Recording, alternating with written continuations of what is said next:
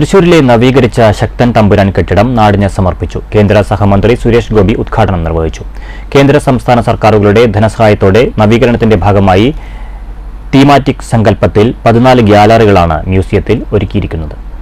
18-ാം നൂറ്റാണ്ടിന്റെ രണ്ടാം പകുതിയിൽ കൊച്ചി രാജവംശത്തിന്റെ അധികാര കേന്ദ്രങ്ങളിൽ ഒന്നായ തൃശൂർ വടക്കേ ബസ് സ്റ്റാൻഡിന് അടുത്തുള്ള വടക്കേച്ചിറ കോവിലകമാണ് ഇന്നത്തെ പുരാവസ്തു മ്യൂസിയം.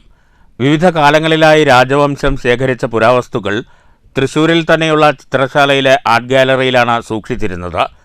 അവിടെ നിന്നും ചെമ്പൂക്കാവ് കൊല്ലങ്കോട് കോവിലകത്തേക്കും മാറ്റി.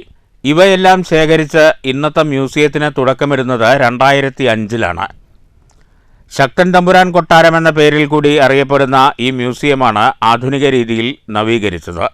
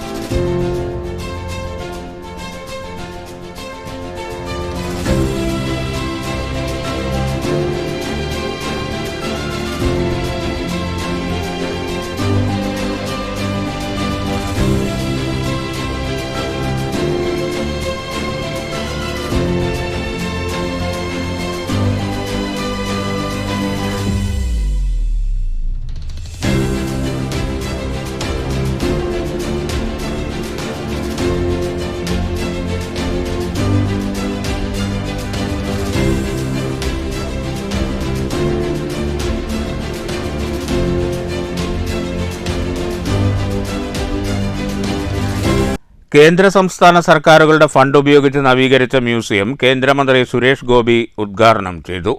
ടൂറിസം മാത്രമാണ് എൻ്റെ കീഴിലുള്ളത്. കൾച്ചർ MOS ഞാനല്ല. എന്നെ ഈ ദൗത്യം ഏൽപ്പിച്ചതാണ്.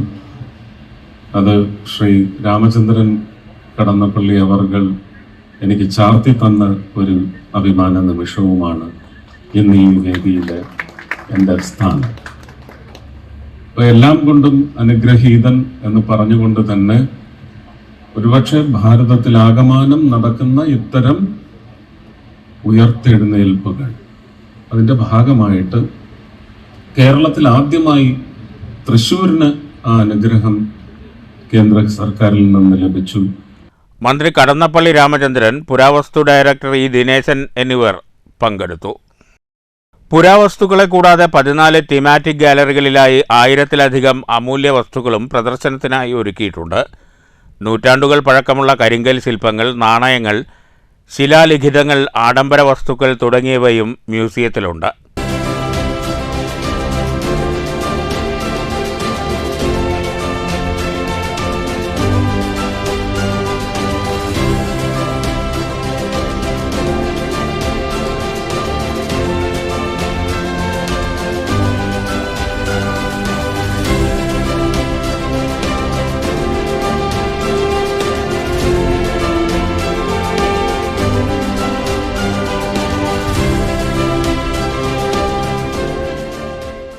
ഇടവേളയ്ക്ക് ശേഷം വീണ്ടും മ്യൂസിയം തുറന്നതോടെ ആദ്യ ദിനം തന്നെ നിരവധി ആളുകളാണ് സന്ദർശനത്തിനായി കൊട്ടാരത്തിലെത്തിയത്.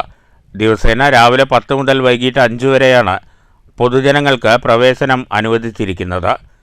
News bureau, Thrissur.